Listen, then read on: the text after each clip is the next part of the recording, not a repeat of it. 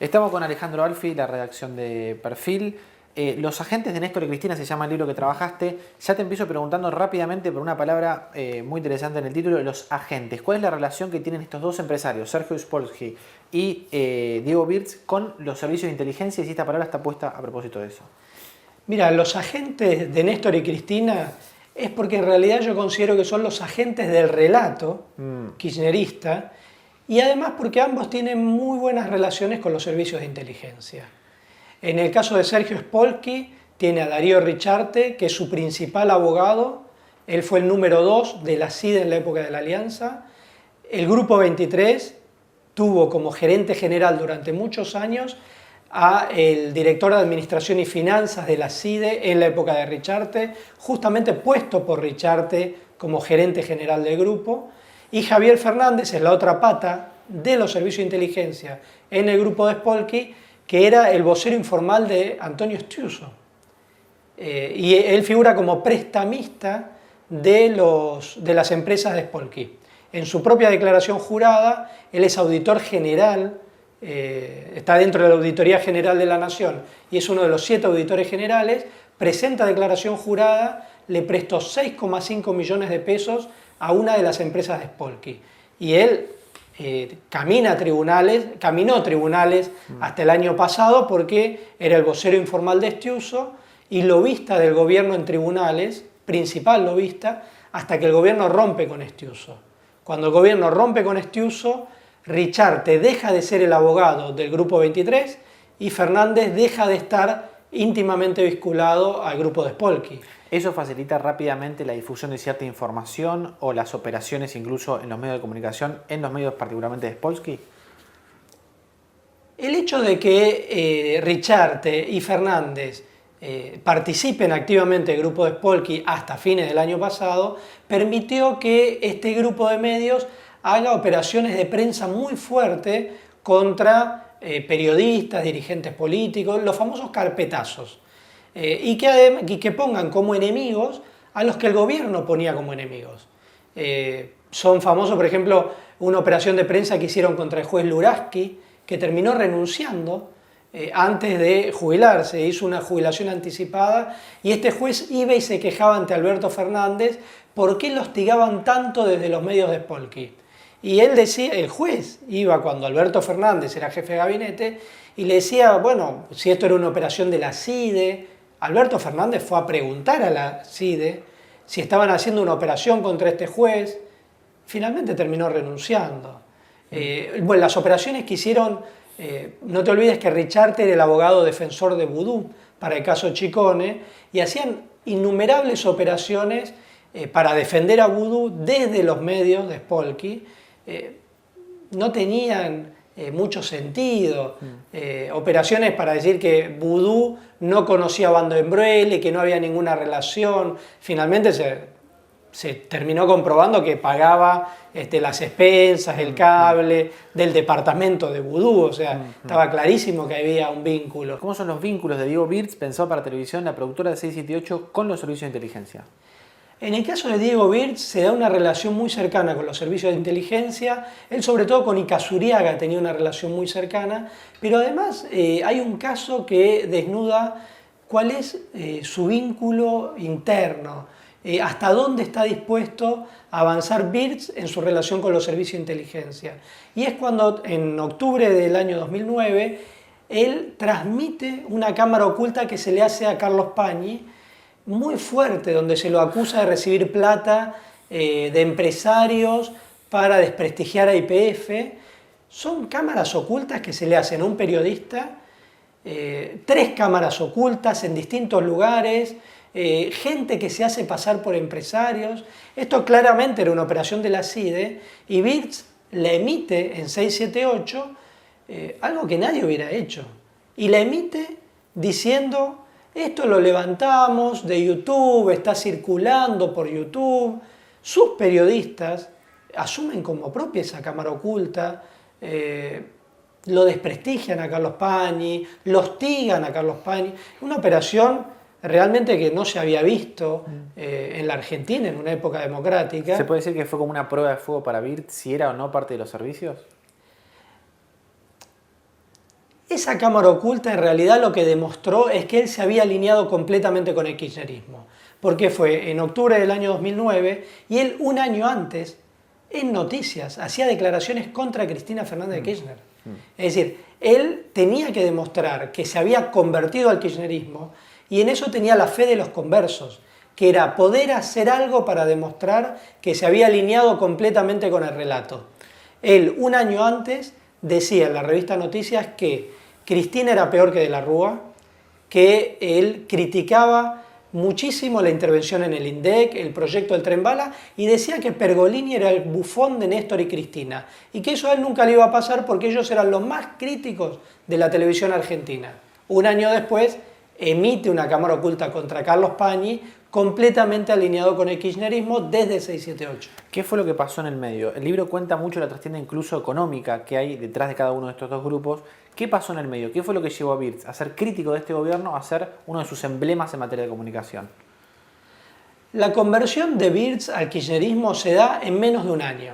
Esto es algo inédito, es lo que te revela el carácter de mercenario. Una persona que era anti-kirchnerista y lo decía públicamente y en menos de un año se convierte en ultra kirchnerista, no hay un tema ideológico ahí, un tema de negocios. Él es contador y veía que su productora tenía algunos problemas porque tenía 2 programas en Canal 13, de los cuales uno se había quedado sin conductor. Entonces él, al año siguiente, pasa a tener un programa al mediodía con un conductor que no tenía un rating ese programa, que era duro de almorzar. TBR estaba ya en horarios una vez por semana, un sábado a la noche, horarios cada vez más marginales, y la productora empezó a tener problemas. Entonces él ahí decide pegar el salto al kirchnerismo, se acerca al gobierno, él tiene una reunión con Maximiliano Montenegro, que era su amigo, y Sergio Massa, jefe de gabinete.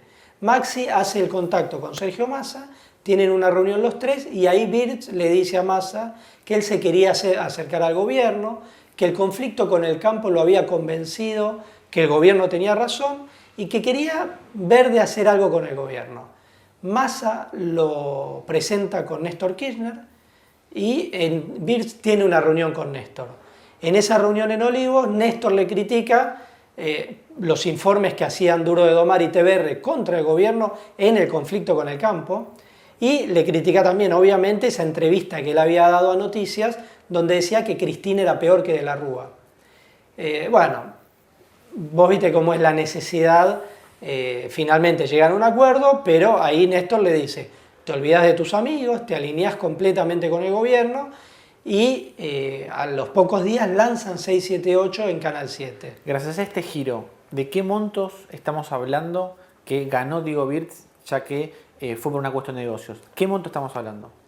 Y vos pensás que Diego Birtz, de tener un programa en Problemas, que era Duro de Almorzar, y TBR, pasa luego a tener Duro de Domar, con otro conductor, y viene Toñetti en el año 2010, luego lanza también Fútbol Permitido, y 678, es decir, pasa a tener 4 programas. 678, por ejemplo, se le paga solo de producción 30 millones de pesos, que es un programa de bajo presupuesto, que tiene los técnicos de Canal 7, se emite desde Canal 7, es decir, realmente no tiene un costo ahí alto como para pagarle 30 millones por año, más la plata que se lleva de publicidad.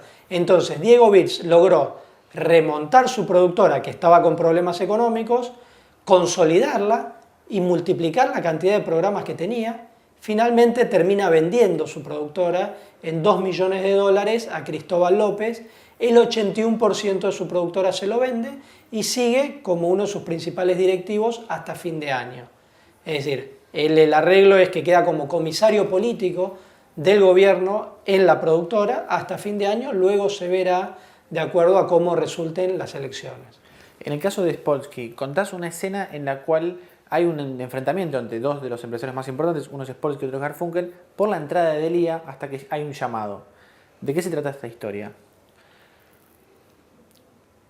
La situación que se plantea por el caso de Lía entre Sergio Spolsky y Matías Garfunkel, los socios del Grupo 23, demuestra hasta qué punto Spolsky está dispuesto a hacer algo contra sus propios intereses, o contra su propia ideología, o contra lo que él piensa.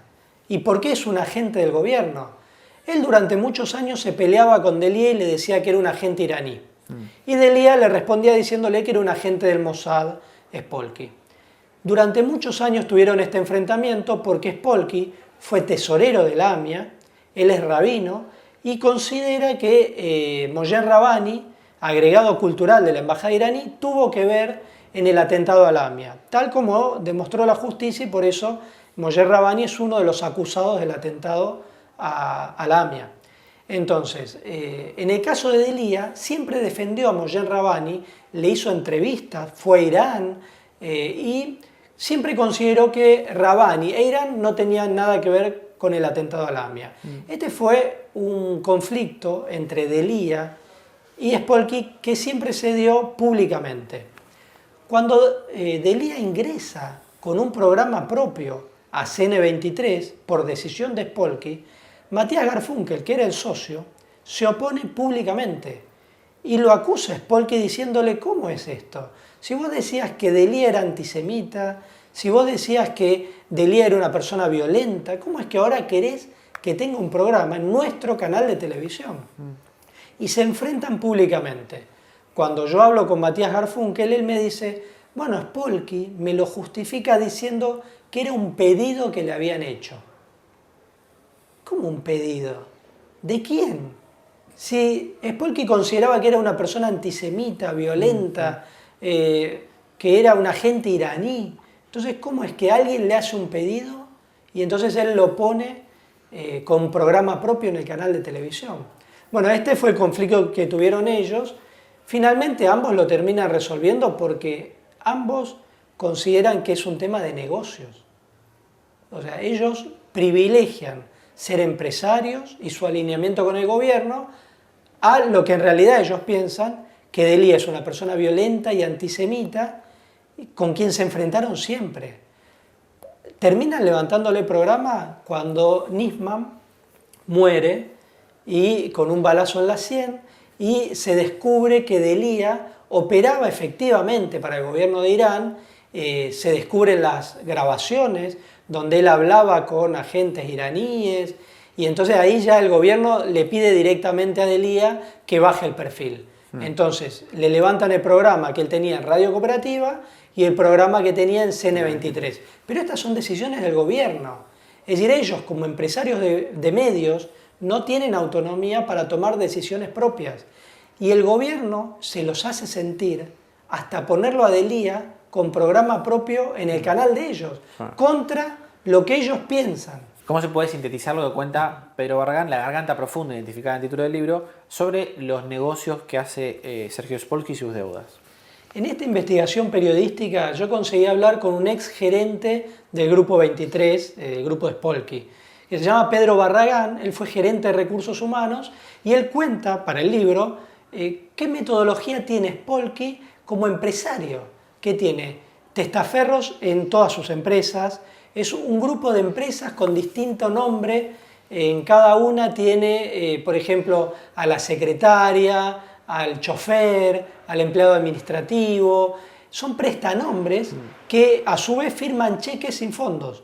Entonces, por ejemplo, en noviembre del 2014 tenían 591 cheques sin fondos emitidos por 15,7 millones de pesos. Gracias a esta persona yo accedo a los números de quit de esas empresas, entro a la central de deudores del Banco Central y ahí cualquiera puede ver la cantidad de cheques sin fondos en pagos que ellos tienen. Esta es una metodología que le permite hacer el Banco Macro, porque a cualquier persona, al quinto cheque sin fondo, te cierran la cuenta. Sin embargo, el Banco Macro le permite seguir emitiendo cheques que ellos saben que no pagan. Por ejemplo, a Perfil. Ellos tenían un contrato para imprimir el diario Tiempo Argentino el primer año. Le entregó 20 cheques sin fondos por 2 millones de pesos. Entonces, esto pasa con la mayoría de la gente, con Color Press. Después se fueron a Color Press, a ellos le hicieron lo mismo. Es decir, es algo serial, es una metodología que ellos hacen entregan cheques sin fondos, luego alguien lo quiere cobrar, negocian, le refinancian, pero esto te da cómo es él como empresario. No tiene las empresas a su nombre, entrega cheques y no los pagan, tiene como testaferros a la empresaria, a la secretaria Patricia Prinos, el ex chofer Ricardo Pase. Bueno, todo eso es lo que explicaba el gerente de recursos humanos, porque él estuvo ahí adentro trabajando. A él lo tenían en negro. Imagínate un gerente de recursos humanos al que no le hacen los aportes de la seguridad social. Yo ahí accedí también a los números de quit de la mayoría de los empleados y entraba en AFIP y figura que tienen la declaración jurada presentada, pero no le hacen los aportes de la seguridad social. Sin embargo, ANSES pone avisos publicitarios en estos medios que evaden los aportes de sus empleados. Eso es lo que te da la pauta del nivel de impunidad que tienen. Porque un empresario que no hace los aportes de la seguridad social, emite cientos de cheques sin fondos, tiene testaferros a nombre de las empresas y sin embargo es el principal receptor de la publicidad oficial. Es a quien el gobierno le da más publicidad oficial de todas las empresas. Recibió en el año 2013 175 millones de pesos en publicidad oficial del gobierno nacional. Entonces, esto te da la pauta, el nivel de impunidad. Son medios que no tienen audiencia, no tienen lectores, son subsidios que le da el gobierno. ¿Para qué? Para que en realidad ellos emitan el relato del gobierno y para hostigar a los periodistas que son críticos con el gobierno, como el caso de Jorge Lanata, para hostigar a dirigentes políticos, como el caso de Elisa Carrió. Esto es lo que ellos quieren hacer. Y es una de las herramientas que tienen para alinear a los medios que son, digamos, en este caso, que replican el relato oficial. También tienen otras herramientas. Es decir, una es esta que decimos, distribuir pauta oficial en cantidades siderales, porque 175 millones de pesos en un año te mantiene un medio de comunicación. También tienen otras herramientas. A cada uno el gobierno le está dando lo que necesita. A ellos le dan publicidad oficial y esa cercanía con los servicios de inteligencia. A otros le dan licencias audiovisuales cuando no podrían tenerlas, como es el caso de Canal 9, de Telefe. A otros le dan obra pública, pero a todos les piden que se alineen con sus medios para acompañar el relato oficial. Y con esto ellos han logrado mantener un control directo o indirecto del 60% de los medios audiovisuales. Cuando vos empezaste a investigar esto, incluso en medio de esta investigación, tuviste un episodio particular por amenazas con Sergio Spolsky. Es un hombre importante de la política, de los medios de comunicación, como lo escribís en el libro. Entiendo que no es gratis investigarlo y contar todo esto. ¿Cómo fue tu episodio de amenazas con Spolsky? En realidad este libro empieza a partir de una amenaza que a mí me hace Sergio Spolsky. Él me llama a mí el 6 de enero de 2012 a mi teléfono celular y me dice, mira Alejandro, vos de mí no vas a escribir nunca más nada, yo te voy a hacer mierda, te voy a perseguir hasta el fin del mundo, te voy a escrachar en la escuela de tus hijos, te voy a sacar tu casa, el 30% de tu sueldo, te voy a hacer juicio. Yo me quedé helado, imagínate que para mí era una fuente, porque yo hablaba a veces con él, porque cubro los temas de medios en el diario Clarín. Y de golpe me decía esto y él lo justificaba por una nota que yo ese día había publicado en diario Clarín, que no le había gustado, pero no justificaba que me estuviera amenazando. Al día siguiente lo publicamos en diario Clarín y me vuelve a llamar y no era para pedirme disculpas. Él me decía, yo no te dije que te iba a hacer mierda, pero seguía con todo el resto y agrega, yo te dije que te iba a matar, que le iba a hacer algo a tus hijos. Bueno, ahí ya fue grave, digamos, porque yo pensé que él me iba a pedir disculpas, me iba a decir, bueno, fue un día de calentura, pero él seguía e insistía con esto. Entonces le hice un juicio por amenazas, demostré que él me había llamado de su celular al mío, en los horarios que yo decía, pero como no lo había grabado, entonces era su palabra contra la mía. Y él además tenía como abogado al estudio Richarte, que tenía muy buena llegada a los jueces, y la jueza, por ejemplo, puso como prueba, para justificar que él no me había amenazado, que yo seguía publicando cosas sobre Spolky. Y que eso demostraba que no me había atemorizado. Esto es ridículo. Era la jueza Palmaghini, la misma que está investigando el caso Nisman. Yo ahí demostré que él me había llamado, él justificó, digamos, por qué me había llamado, pero yo dije, bueno, lo tengo que investigar más a fondo, porque si un empresario se considera con la impunidad para llamar y amenazarme, y luego decir que como yo seguí publicando notas sobre él, eso demostraba que él no me había amenazado, era algo que yo no podía dejar pasar. Y entonces lo empecé a investigar más a fondo. Ahí, bueno, logré el testimonio de Pedro Barragán, que era gerente de recursos humanos en el grupo, y él me contó, digamos, cómo era que se manejaba como empresario, y también detecté, bueno, los vínculos con los servicios de inteligencia que él tenía. Logré acceder a gente muy cercana, a Darío Richarte, a Javier Fernández, a Juan José Galea, que Juan José Galea era gerente general del Grupo 23 de Spolky, y había sido director de Administración y Finanzas de la CIDE. Sí. Nunca había pasado algo así, que un grupo de medios tenga como gerente general a alguien que había sido directivo de la CIDE. Es inédito. Sin embargo, esto había ocurrido en el Grupo 23 de Spolky.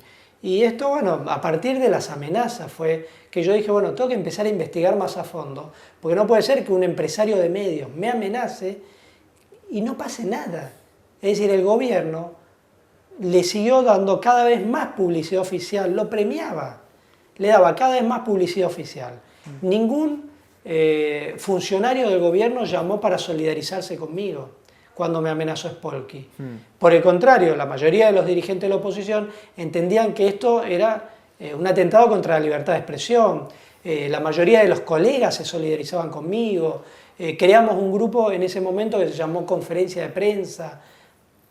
Teníamos reuniones con colegas para ver, bueno, qué era lo que estaba pasando, porque a otros también le pasaban cosas parecidas. Pero bueno, esto se inscribía dentro de la escalada que el gobierno tenía contra el Grupo Clarín, que no solo era contra el Grupo Clarín, también era contra los que trabajamos dentro del diario Clarín, que eso hace que haya gente vinculada al gobierno que se crea que tiene la libertad de llamar y amenazarnos, y que eso no tenga consecuencias. Un hombre entonces, Spolky, endeble con las finanzas, un agente del gobierno, como lo describís, también un extorsionador y un hombre que se siente impune para determinados hechos. ¿Cómo se explica su participación en poner la cara a una boleta política como lo hizo en estas semanas? Bueno, ahí se demuestra claramente Spolky cómo es un agente del gobierno cuando da el salto del periodismo militante a la militancia partidaria.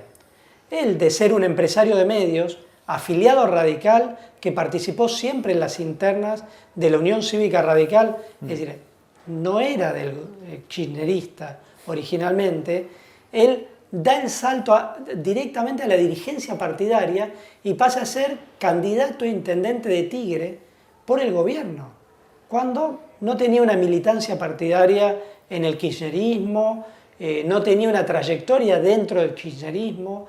Entonces, él, por haber puesto sus medios al servicio del gobierno, por haber creado un grupo de medios que sea paraestatal, termina siendo un dirigente partidario kirchnerista muy importante y pasa a ser candidato a intendente de Tigre, candidato único, porque había otra lista pero que saca el 3% de los votos.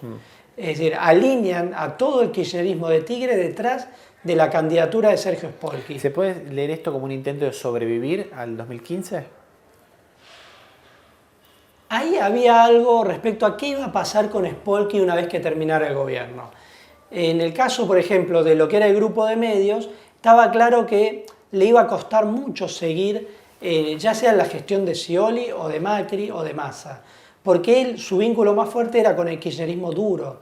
Entonces, ahí se empieza a ver que Garfunkel empieza a tener una posición más fuerte por su cercanía con Scioli, y la salida que le da el gobierno a Spolky es transformarlo en un importante dirigente partidario. Esto es algo también inédito, porque no hay muchos casos de un empresario de medios que pase a ser un importante dirigente partidario. Eso solamente se da porque él tiene una posición muy fuerte dentro del gobierno por todos los trabajos que él hizo para el kirchnerismo durante 10 años. O sea, él se acerca al gobierno en el año 2013, 2014. Su cercanía al gobierno es muy interesante porque él un día tiene una reunión con Julio Bárbaro en el año 2003, cuando Julio Bárbaro era interventor del Confer, y le dice en ese almuerzo: quiero que le digas a Néstor Kirchner que yo puedo ser su mejor testaferro en los medios. Y Julio Bárbaro me lo cuenta a mí y me dice: yo se lo transmití al presidente, porque era interventor del Confer, y le transmití esto a Néstor Kirchner. Él al año siguiente tiene otra reunión ya con Mariotto, y ahí, bueno, Mariotto era el número 2 de Pepe Albistur, el que repartía la publicidad oficial, y ahí se le abren las puertas para acceder a la publicidad del gobierno. Esto le permitió empezar a comprar medios, crear medios. Él en ese momento era accionista minoritario del diario La U, que se distribuía gratis en universidades, y del diario BAE, un diario económico que tenía Conadad. A partir de eso y de la plata que él empieza a recibir, se transforma en un importante empresario de medios, pero que al inicio no era nadie. Él venía de la quiebra del Banco Patricios, venía de haber sido condenado por el Tribunal de Ética de la Comunidad Judía por gravísima falta ética, porque había derivado 3 millones de dólares que eran para reconstruir la AMIA, y él los había derivado al banco de su familia, que quebró sin autorización de la comisión directiva de la AMIA, y fue condenado por esto, por un tribunal de ética. Él venía de estar en el piso, en la lona, había puesto una panadería que se llamaba El Buen Pan, y lo atendía. Entonces, de ahí él reconstruyó, gracias al gobierno, que le dio cientos de millones de dólares. Él, desde el año 2003 hasta mayo de 2014, datos oficiales del gobierno le dieron 607 millones de pesos en publicidad oficial. Actualizado por inflación son 1.205 millones a un grupo de medios que tienen pocos lectores, muy baja audiencia. Es decir, son subsidios que le dio el gobierno para crear ese grupo de medios. Y como premio, cuando se estaba por terminar este grupo de medios, lo pone de candidato a intendente de Tigre a una persona que nunca tuvo militancia partidaria, que aparte es afiliado radical. En el caso de Birtz, ya para ir cerrando, y la última pregunta. En el caso de Birtz, ¿cuál es la relación que guarda, para repasar un poco su historia, su enfermedad personal, el tratamiento obsesivo incluso que tiene que hacer, con su obsesión por los archivos? Diego Birtz empieza a crear su productora a partir de un problema personal que él tuvo, que era una colitis ulcerosa, el mal de Crohn. Él se pasaba todo el día en su casa, iba al baño, sin exagerar, 26 veces por día. Realmente estuvo muy mal durante 12 años, entre los 18 y los 30 años. Y esto hizo que él sea un espectador obsesivo de la televisión. Él miraba los programas y detectaba cada detalle, cuando una persona se equivocaba, cuando un jugador de fútbol, por ejemplo, metía un gol y tenía determinada característica. Realmente él, a partir de ese problema personal que tuvo, le surgió una cualidad que le permitió detectar hasta el más mínimo detalle de las imágenes que había en la televisión. Y empezó a grabar videos y a detectar cuando había un error, cuando un dirigente político decía una cosa y luego decía otra. Y eso le permitió, a partir de ese problema personal que tuvo, le permitió crear la mayor productora de televisión de la Argentina. Él hoy día tiene 400.000 horas de televisión y tiene 30 personas que están todo el día mirando lo que sale en televisión, detectando cuando alguien se equivoca, o también le sirve para hacer carpetazos. Es decir, cuando él quiere hostigar a alguien, manipula cosas que dicen y luego empieza a escracharlo. Hace los clásicos informes de 678 para escrachar, hostigar. Esto, por ejemplo, se lo hizo a Juan Micheli. Juan Micheli trabajaba en Canal 7, periodista del noticiero de Canal 7, y Birds empezó a hostigarlo desde un programa del mismo canal, a través del 678, cuando se da el problema con La Roque. Es decir, cuando Juan Micheli le hace una pregunta en el noticiero de Canal 7, ¿por qué distribuían ayuda a los inundados de La Plata con pecheras de la Cámpora? Una discusión que cualquier periodista puede tener con un entrevistado. 678 empieza a hostigarlo como agente del gobierno, que es Birds. Es decir, empiezan a hostigar a un periodista del mismo canal y ponían que cómo era que él cuando se ponía la pechera de UNICEF en un sol para los chicos, ahí no le molestaban las pecheras, y que por qué le hacía este tipo de preguntas a un dirigente que ayudaba a la gente en las inundaciones. Y bueno, Juan Micheli tuvo que dar la cara en un noticiero diciendo a mí me están hostigando, y se terminó yendo de Canal 7. Ahí uno ve hasta qué punto llegaba el nivel de hostigamiento, de escrache. Bueno, Juan Micheli terminó afuera de Canal 7, siendo hostigado por los mismos compañeros del mismo canal donde él trabajaba, con estos informes que eran terribles, donde decían que la Corpo lo estaba besuqueando. Bueno, se terminó yendo. Estamos hablando de un obsesivo, de un tipo con problemas financieros, los dos con una ambición de poder tremenda. Si no hubieran sido estos dos los principales agentes en los medios de Néstor y Cristina, ¿hubieran sido otros o eran personas con características excluyentes para llevar adelante esta tarea? En el caso de Sergio Spolky y Diego Birds, son dos caras de la misma moneda, de empresarios sin escrúpulos, dispuestos a todo con tal de transformarse en millonarios, podríamos decir. Porque en realidad ellos lo único que buscaban ahí era un rédito económico. Estuvieron dispuestos a hacer lo que el gobierno les pidiera y transformaron en enemigos a los que el gobierno consideraba enemigos de ellos. Periodistas, dirigentes políticos, no tuvieron escrúpulo en hacer cualquier cosa, en emitir cámaras ocultas contra periodistas, en escrachar a periodistas que trabajaban en el mismo canal, en hacer las peores operaciones de prensa que los servicios de inteligencia estuvieran pidiendo. Yo creo que no hubo otras personas dispuestas a ese nivel de hostigamiento, de escrache, de tarea sucia, digamos, dentro de los medios, como hicieron Spolky y Birds. Ellos estuvieron dispuestos a hacer cualquier cosa con tal de transformarse en empresarios de medios paraestatales y replicar el relato oficial y hostigar a los que el gobierno quisiera hostigar. En lo que fue un aparato de propaganda como nunca se había visto en democracia y que realmente nunca había pasado que se hicieran trabajos sucios, de hostigamiento, de escrache, como se vio en estos años, motorizados por estos dos empresarios de medios, Spolky y Birds, que estuvieron dispuestos a hacer todo por ser agentes del gobierno de Néstor y Cristina. Por último, este aparato de propaganda oficial, bien montado, como decís vos, una superestructura de medios, el 60% de los canales oficialistas. ¿Cómo te imaginas vos, a partir de tus estudios, de tu investigación, que puede resultar o qué va a resultar todo esto después del 10 de diciembre de 2015? Bueno, yo en el libro me pregunto hacia dónde van.